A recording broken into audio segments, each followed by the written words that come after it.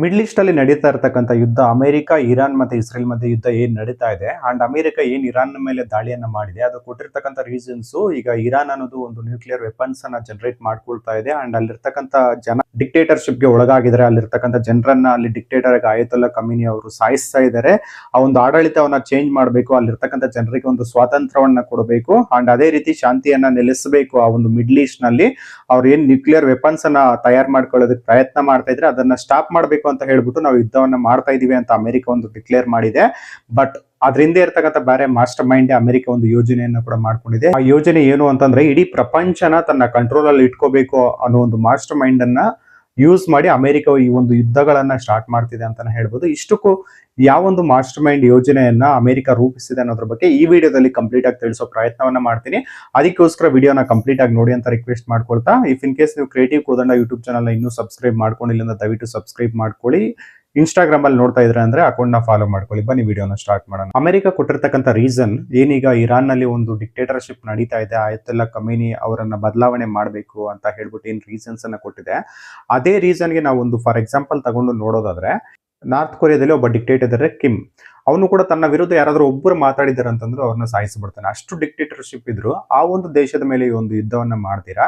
ಅದಲ್ಲದೆ ಕಿಮ್ ಈ ನಡುವೆ ಅಂತಂದ್ರೆ ಸುಮಾರು ದಿನಗಳಿಂದ ಕೂಡ ಅಮೆರಿಕದ ವಿರುದ್ಧ ಒಂದು ಹೇಳಿಕೆಗಳನ್ನ ಕೊಡೋದಾಗಿರ್ಬೋದು, ಟ್ರಂಪ್ ನ ವಿರುದ್ಧ ಮಾತಾಡೋದು ಕೂಡ ಮಾಡಿದ್ರೆ. ಆದ್ರೂ ಅವ್ರ ಮೇಲೆ ದಾಳಿ ಮಾಡಕ್ ಹೋಗಿಲ್ಲ. ಇರಾನ್ ಅನ್ನ ಏನಕ್ಕೆ ಚೂಸ್ ಮಾಡ್ಕೊಂಡು ಇರಾನ್ ಮೇಲೆ ದಾಳಿ ಮಾಡೋದು ಅಂದ್ರೆ ಇದ್ರ ಹಿಂದೆ ಇರತಕ್ಕಂಥ ಒಂದು ಮಾಸ್ಟರ್ ಮೈಂಡ್ ಏನಂತಂದ್ರೆ ಇರಾನ್ ನಲ್ಲಿ ಆಯಿಲ್ ರಿಸರ್ವ್ಸ್ ಇದಾವೆ.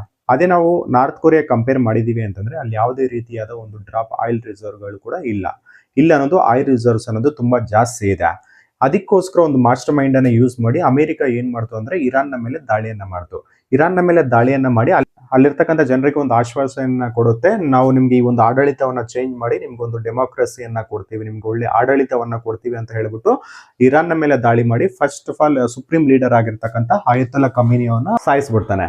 ಅಮೆರಿಕ ಎರಡು ರೀತಿ ಒಂದು ದೇಶಗಳನ್ನು ಎದುರಿಸೋದಕ್ಕೆ ಪ್ರಯತ್ನ ಮಾಡುತ್ತೆ. ಒಂದ್ ಏನಂತಂದ್ರೆ ಅವ್ರೇನಾದ್ರೂ ಅಮೆರಿಕದ ಮಾತು ಕೇಳ್ತಾ ಇಲ್ಲ, ಒಂದು ದೇಶ ಅಮೆರಿಕದ ಮಾತು ಕೇಳ್ತಾ ಇಲ್ಲ ಅಂತಂದ್ರೆ ಸ್ಯಾಂಕ್ಷನ್ಸ್ ಅನ್ನ ವಿಧಿಸುತ್ತೆ. ಇಫ್ ಇನ್ ಕೇಸ್ ಸ್ಯಾಂಕ್ಷನ್ಸ್ ಅನ್ನ ವಿಧಿಸಿ ಅದು ಕಂಟ್ರೋಲ್ ಬರ್ತಾ ಇಲ್ಲ ಅಂತಂದ್ರೆ ಏನ್ ಮಾಡುತ್ತೆ ಅಂದ್ರೆ ನಿಮ್ಗೆ ಡೆಮೋಕ್ರಸಿಯನ್ನ ಚೇಂಜ್ ಮಾಡ್ತೀವಿ, ಅಲ್ಲಿರ್ತಕ್ಕಂಥ ಒಂದು ರೆಜಿಮೆಯನ್ನ ಚೇಂಜ್ ಮಾಡಿ ನಿಮ್ಗೆ ಒಳ್ಳೆ ಆಡಳಿತ ಕೊಡ್ತೀವಿ ಅಂತ ಜನರಿಗೆ ಒಂದು ಭರವಸೆಯನ್ನು ಕೊಡುತ್ತೆ.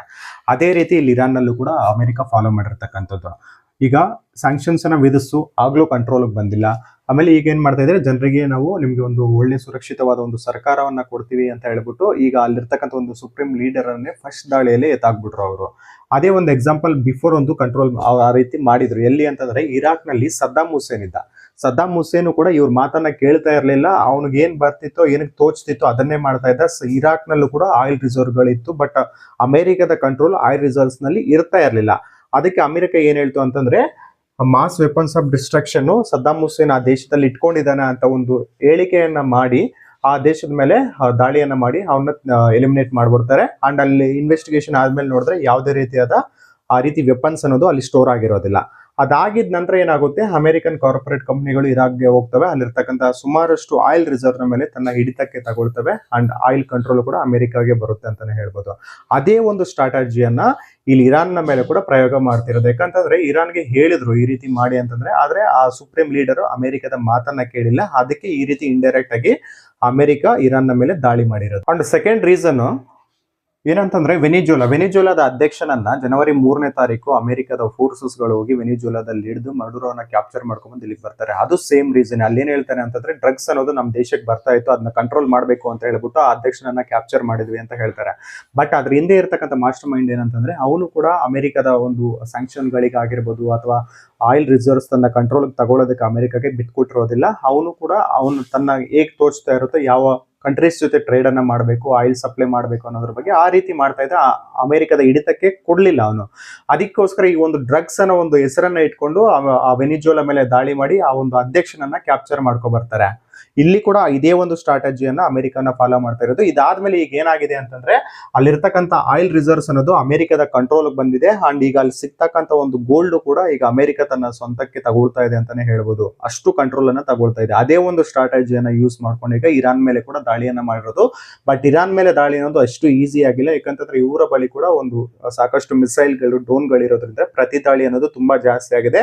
ಅಮೆರಿಕ ಟ್ರಂಪ್ ಅಂದ್ಕೊಂಡಂಗೆ ಒಂದೆರಡು ದಿವಸದಲ್ಲಿ ಮುಗಿಸ್ಬೋದು ಅಂತ ಅನ್ಕೊಂಡಂಗೆ ಆಗ್ತಾ ಇಲ್ಲ. ಇಲ್ಲಿ ಮತ್ತೊಂದು ರೀಸನ್ ಏನಪ್ಪಾ ಅಂತಂದ್ರೆ, ಈ ಒಂದು ಯುದ್ಧ ಶುರು ಆಗೋದಕ್ಕೂ ಮೊದಲು ಎಫ್ಸ್ಟೈನ್ ಫೈಲ್ಸ್ ಅನ್ನೋದು ಬಂದ್ಬಿಟ್ಟು ಇಡೀ ವರ್ಲ್ಡ್ ವೈಡ್ ಟ್ರೆಂಡ್ ಆಗ್ತಾ ಇತ್ತು. ಅದ್ರ ಬಗ್ಗೆ ಎಲ್ಲರೂ ಚರ್ಚೆ ಮಾಡ್ತಾ ಇದ್ರು. ಆ ಒಂದು ಎಫ್ಸ್ಟೈನ್ ಫೈಲ್ಸ್ ಅಲ್ಲಿ ಟ್ರಂಪ್ನ ಹೆಸರು ಸುಮಾರು ಲಕ್ಷಗಟ್ಟಲೆ ಕೋಟ್ ಆಗಿತ್ತು. ಅಂಡ್ ಸುಮಾರಷ್ಟು ಬಿಲಿಯನಿಯರ್ಸ್ ಆಗಿರ್ಬೋದು, ರಾಜಕಾರಣಿಗಳಾಗಿರ್ಬೋದು ಇದರಲ್ಲಿ ಇನ್ವಾಲ್ವ್ ಆಗಿದ್ರು.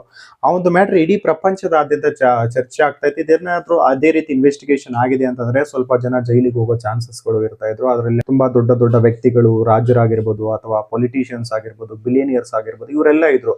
ಆ ಒಂದು ಟ್ರೆಂಡ್ ಅನ್ನ ಚೇಂಜ್ ಮಾಡಬೇಕು ಅಂತ ಹೇಳ್ಬಿಟ್ಟು ಏನ್ ಮಾಡ್ತು ಅಂದ್ರೆ, ಅಮೆರಿಕ ಫೆಬ್ರವರಿ 28ನೇ ತಾರೀಕು ಈ ಒಂದು ಇರಾನ್ ಮೇಲೆ ಸ್ಟ್ರೈಕ್ ಅನ್ನ ಮಾಡುತ್ತೆ. ಇರಾನ್ ಮೇಲೆ ಸ್ಟ್ರೈಕ್ ಮಾಡಿದ ತಕ್ಷಣ ಎಲ್ಲ ವರ್ಲ್ಡ್ ವೈಡ್ ಎಲ್ಲ ನ್ಯೂಸ್ ಚಾನೆಲ್ಗಳು ಆ ಒಂದು ಟಾಪಿಕ್ ಅನ್ನೇ ಬಿಟ್ಬಿಡ್ತವೆ. ಈಗ ಎಲ್ಲ ಇರಾನ್ ನ ಯುದ್ಧದ ಬಗ್ಗೆ ಏನು ಸುದ್ದಿಯನ್ನ ಪ್ರಸಾರ ಮಾಡ್ತಾ ಇದ್ದೇವೆ. ಈ ಒಂದು ಯುದ್ಧ ಸ್ಟಾರ್ಟ್ ಆದ್ಮೇಲೆ ಈ ಒಂದು ಗೂಗಲ್ ಸರ್ಚ್ ಏನು ಎಪ್ಸ್ಟೈನ್ ಫೈಲ್ ಬಗ್ಗೆ ಮೊದಲು ಏನು ಪ್ರಚಾರ ಆಗ್ತಾ ಇತ್ತು, ಅದು 95% ಈಗ ಕಡಿಮೆ ಆಗ್ತಿದೆ. ಈಗ ಯಾರು ಆ ಒಂದು ಎಪ್ಸ್ಟೈನ್ ಫೈಲ್ಸ್ ಬಗ್ಗೆ ಸರ್ಚ್ ಮಾಡೋದಾಗಿರ್ಬೋದು ಅಥವಾ ಚೆಕ್ ಮಾಡೋದಾಗಿರ್ಬೋದು ಮಾಡ್ತಾ ಇಲ್ಲ. ಇದು ಒಂದು ಸ್ಟ್ರಾಟಜಿ ಕೂಡ ಅಮೆರಿಕ ಒಂದು ಯೂಸ್ ಮಾಡಿ, ಟ್ರಂಪ್ ಯೂಸ್ ಮಾಡಿದ್ದಾರೆ ಅಂತ ಕೂಡ ಹೇಳ್ಬೋದು.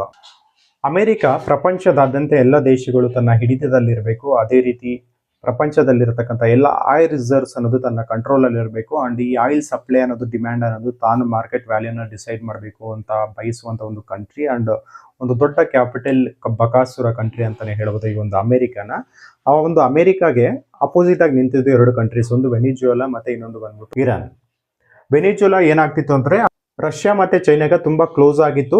ಅಂಡ್ ಅಮೆರಿಕ ಅನ್ನೋದು ರಷ್ಯಾ ಮೇಲೆ ಸ್ಯಾಂಕ್ಷನ್ಸ್ ಅನ್ನ ವಿಧಿಸಿತ್ತು. ಅಂಡ್ ಅಮೆರಿಕ ಮತ್ತೆ ಚೈನಾಗೂ ಕೂಡ ಆಗ್ ಬರೋದಿಲ್ಲ. ಆ ಒಂದು ಎನಿಮಿ ಕಂಟ್ರೀಸ್ ಜೊತೆ ಇವರು ತುಂಬಾ ಕ್ಲೋಸ್ ಟೈಅಪ್ಸ್ ಇತ್ತು. ಅಂಡ್ ಚೈನಾಗೆ ತುಂಬಾ ಕಡಿಮೆ ಬೆಲೆಯಲ್ಲಿ, ಮಾರ್ಕೆಟ್ ವ್ಯಾಲ್ಯೂಗಿಂತ ಕಡಿಮೆ ಬೆಲೆಯಲ್ಲಿ ವೆನಿಜುಯೆಲಾ ಅನ್ನೋದು ಆಯಿಲ್ ಸಪ್ಲೈ ಮಾಡ್ತಾ ಇತ್ತು. ಅದರಿಂದ ತುಂಬಾ ಬೆನಿಫಿಟ್ ಆಗ್ತಾ ಇತ್ತು ಚೈನಾಗೆ. ಅಂಡ್ ಸಪ್ಲೈ ಚೈನ್ ಅನ್ನೋದು ಅದು ಇನ್ನೂ ಸ್ಟ್ರಾಂಗ್ ಆಗ್ತಾ ಇತ್ತು. ಅದಕ್ಕೆ ಎಕಾನಮಿ ಕೂಡ ತುಂಬಾ ಜಾಸ್ತಿ ಆಗ್ತಾ ಹೋಯ್ತು. ಈ ಒಂದು ಆಯಿಲ್ ಸಪ್ಲೈ ತುಂಬಾ ಕಡಿಮೆ ದರದಲ್ಲಿ ಸಿಗ್ತಾ ಇರೋದ್ರಿಂದ ಚೈನಾ ಅನ್ನೋದು ತುಂಬಾ ಬೆಳೀತಾ ಹೋಯ್ತು. ಇದನ್ನ ಸಹಿಸ್ಕೊಳ್ಳೋದಕ್ಕೆ ಅಮೆರಿಕ ಕೈಲಿ ಆಗ್ತಾ ಇರಲಿಲ್ಲ. ಯಾಕಂತಂದ್ರೆ ಚೈನಾ ಯಾವ ರೀತಿ ಬೆಳೆದು ನಿಂತಿದೆ ಅಂತಂದ್ರೆ, ನೆಕ್ಸ್ಟ್ ಸೂಪರ್ ಪವರ್ ಆಗೋ ತನಕ ಬಂದು ನಿಂತಿದೆ ಅಂತಾನೆ ಹೇಳ್ಬೋದು. ಈಗ ಅಮೆರಿಕಾಗೆ ಯಾರಾದ್ರೂ ಒಬ್ರು ಕಾಂಪಿಟೇಷನ್ ಕೊಡ್ತಾರೆ ಅಂತಂದ್ರೆ ಅದು ಚೈನಾ ಅಂತಾನೆ ಹೇಳ್ಬೋದು. ಅಷ್ಟು ಪವರ್ಫುಲ್ ಆಗಿ ಈಗ ಬೆಳೆದು ನಿಂತಿದೆ ಚೈನಾ. ಅದನ್ನ ಸಹಿಸ್ಕೊಳ್ಳೋದಕ್ಕೆ ಅಮೆರಿಕ ಕೈಯಲ್ಲಿ ಆಗಿಲ್ಲ. ಅದಕ್ಕೋಸ್ಕರ ಏನ್ ಮಾಡ್ತಾ ಅಂದ್ರೆ, ಈ ಡ್ರಗ್ಸ್ ಅನ್ನ ಸಪ್ಲೈ ಮಾಡ್ತಾ ಇದಾರೆ ಅಮೆರಿಕಾಗೆ ಅಂತ ಹೇಳ್ಬಿಟ್ಟು ಅಲ್ಲಿ ವೆನಿಜುಯೆಲಾ ಮೇಲೆ ಇರ್ತಕ್ಕಂಥ ಅಧ್ಯಕ್ಷರನ್ನ ಕ್ಯಾಪ್ಚರ್ ಮಾಡ್ಕೊಬಂದು ಅಲ್ಲಿರ್ತಕ್ಕಂಥ ಆಯಿಲ್ ರಿಸರ್ವ್ಸ್ ಅನ್ನ ಈಗ ಅಮೆರಿಕದ ಕಾರ್ಪೊರೇಟ್ ಕಂಪನಿಗಳು ತನ್ನ ಹಿಡಿತಕ್ಕೆ ತಗೊಂಡಿದ್ದಾವೆ. ಅಲ್ಲಿರ್ತಕ್ಕಂಥ ಸಿಗ್ತಾ ಇರ್ತಕ್ಕಂಥ ಗೋಲ್ಡ್ ರಿಸರ್ವ್ಸ್ ಅನ್ನ ಕೂಡ ತನ್ನದೇ ಕಂಟ್ರೋಲ್ಗೆ ತಗೊಂಡಿದೆ ಅಂತಾನೆ ಹೇಳ್ಬೋದು. ಈಗ 60% ಆಫ್ ವೆನಿಜುಯೆಲಾ ಆಯಿಲ್ಸ್ ಆಗಿರ್ಬೋದು, ಅಲ್ಲಿ ಸಿಗ್ತಕ್ಕಂಥ ಮಿನರಲ್ಸ್ ಎಲ್ಲ ಅಮೆರಿಕದ ಕಂಟ್ರೋಲ್ ಅಲ್ಲಿ ಇದೆ. ಅದೇ ರೀತಿ ಈಗ ಇರಾನ್ ಕೂಡ ಅಷ್ಟೇ, ಇರಾನ್ ಮೇಲೆ ಸ್ಯಾಂಕ್ಷನ್ಸ್ ಇದ್ರು ರಷ್ಯಾ ಜೊತೆ ಒಳ್ಳೆ ಕ್ಲೋಸ್ ಟೈಅಪ್ಸ್ ಇಟ್ಕೊಂಡಿತ್ತು. ಅಂಡ್ ಚೈನಾಗೆ ಕೂಡ 80% ಆಫ್ ಆಯಿಲ್ ಎಲ್ಲ ಚೈನಾಗೆ ಹೋಗ್ತಾ ಇತ್ತು. ಇಲ್ಲಿ ಇರ್ತಕ್ಕಂಥದ್ದು ತುಂಬಾ ಜಾಸ್ತಿ ಸಪ್ಲೈನ ಚೈನಾಗೆ ಮಾಡ್ತಾ ಇತ್ತು. ಇದನ್ನ ಕೂಡ ಕಂಟ್ರೋಲ್ ತಗೋಬರ್ಬೇಕು ಅಂತ ಹೇಳ್ಬಿಟ್ಟು ಅಮೆರಿಕ ಏನ್ ಮಾಡ್ತು ಅಂತಂದ್ರೆ, ಇದು ಏನು ಎನ್ರಿಚ್ಡ್ ಯುರೇನಿಯಂ ಅನ್ನ ಇಟ್ಕೊಂಡಿದ್ದಾರೆ. ಅಂಡ್ ನ್ಯೂಕ್ಲಿಯರ್ ವೆಪನ್ಸ್ ಅನ್ನ ಟೆಸ್ಟ್ ಮಾಡೋದಕ್ಕೆ ಟ್ರೈ ಮಾಡ್ತಾ ಇದ್ದಾರೆ ಅಂತ ಹೇಳ್ಬಿಟ್ಟು, ಅಂಡ್ ಅಲ್ಲಿರ್ತಕ್ಕಂಥ ಜನರನ್ನ ಈ ಒಂದು ಡಿಕ್ಟೇಟರ್ನ ವಿರುದ್ಧ ಇದ್ರೆ ಅವ್ರಿಗೊಂದು ಸ್ವತಂತ್ರವನ್ನ ಕೊಡಬೇಕು, ಈ ಒಂದು ಸರ್ಕಾರದಿಂದ ಮುಕ್ತಿಯನ್ನ ಕೊಡಬೇಕು ಅಂತ ಹೇಳ್ಬಿಟ್ಟು ಅಮೆರಿಕ ಏನ್ ಮಾಡುತ್ತೆ ಅಂತಂದ್ರೆ, ಇರಾನ್ ಮೇಲೆ ದಾಳಿಯನ್ನ ಮಾಡುತ್ತೆ. ಈಗ ರಷ್ಯಾ ಮತ್ತೆ ಅಮೆರಿಕ ಮಧ್ಯೆ ಕೋಲ್ಡ್ ವಾರ್ ಇರುತ್ತೆ. ಆ ಎರಡರ ಮಧ್ಯದಲ್ಲಿ ಅಮೆರಿಕ ಏನ್ ಮಾಡುತ್ತೆ ಅಂತಂದ್ರೆ, ಈಗ ಇವೆರಡು ದೇಶದ ಮೇಲೆ ಒಂದು ಆಯಿಲ್ ಕಂಟ್ರೋಲ್ ಬಂದಿದೆ ಅಂತಂದ್ರೆ ಇಡೀ ಗ್ಲೋಬಲ್ ಆಯಿಲ್ ರಿಸರ್ವ್ಸ್ ಅಲ್ಲಿ ತನ್ನ ಕಂಟ್ರೋಲ್ ಜಾಸ್ತಿ ಆಗುತ್ತೆ ಅಂತ ಹೇಳ್ಬಿಟ್ಟು ಇರಾನ್ನ ಮೇಲೆ ದಾಳಿ ಮಾಡುತ್ತೆ. ಮತ್ತೊಂದು ತುಂಬಾ ಇಂಪಾರ್ಟೆಂಟ್ ವಿಚಾರ, ಈಗ ಅಮೆರಿಕಾಗೆ ಯಾರಾದ್ರೂ ಒಂದು ಸೆಡ್ ಹೊಡಿಯೋ ಲೆವೆಲ್ಗೆ ಯಾರಾದ್ರೂ ಬೆಳೆದಿದ್ದಾರೆ ಅಂತಂದ್ರೆ ಅದು ಚೈನಾ ಮಾತ್ರ. ಚೈನಾ ಈಗ ತುಂಬಾ ತನ್ನ ಎಕಾನಮಿ ತುಂಬಾ ಡಬಲ್ ಮಾಡ್ಕೊಂಡು ಮುಂದುವರಿತಾ ಬರ್ತಾ ಇದೆ. ಅಂಡ್ ಒಂದು ನೆಕ್ಸ್ಟ್ ಸೂಪರ್ ಪವರ್ ಆಗೋ ಕಂಟ್ರಿ ಅಷ್ಟು ಮಟ್ಟಿಗೆ ಈಗ ಬೆಳೆದು ನಿಂತಿದೆ ಅಂತಾನೆ ಹೇಳ್ಬೋದು.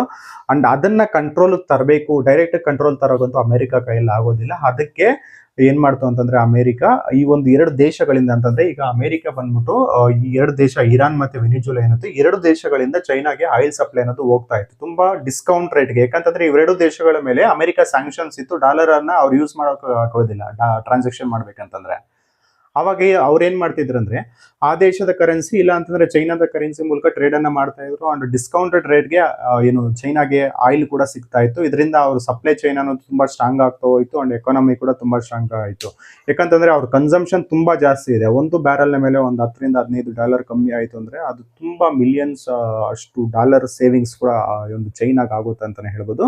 ಅದನ್ನ ಕಂಟ್ರೋಲ್ ತರಬೇಕು. ಈ ಒಂದು ಆಯಿಲ್ ರಿಸರ್ವ್ಸ್ ಅನ್ನ ಇವೆರಡು ದೇಶಗಳಲ್ಲಿ ನಾವು ಕಂಟ್ರೋಲ್ ತಗೊಂಡಿದೀವಿ ಅಂತಂದ್ರೆ ಚೈನಾದಲ್ಲಿ ಇರ್ತಕ್ಕಂಥ ಒಂದು ಸಪ್ಲೈ ಚೈನ್ ಅನ್ನ ನಾವು ಕಂಟ್ರೋಲ್ ತಗೋಬಹುದು ಅನ್ನೋ ಉದ್ದೇಶದಿಂದ ಇವೆರಡು ದೇಶಗಳನ್ನ ಟಾರ್ಗೆಟ್ ಮಾಡ್ಕೊಂಡಿದ್ದು ಅಮೆರಿಕ ಒಂದು ಅಟ್ಯಾಕ್ ಮಾಡಿದೆ ಅಂತಾನೆ ಹೇಳ್ಬೋದು.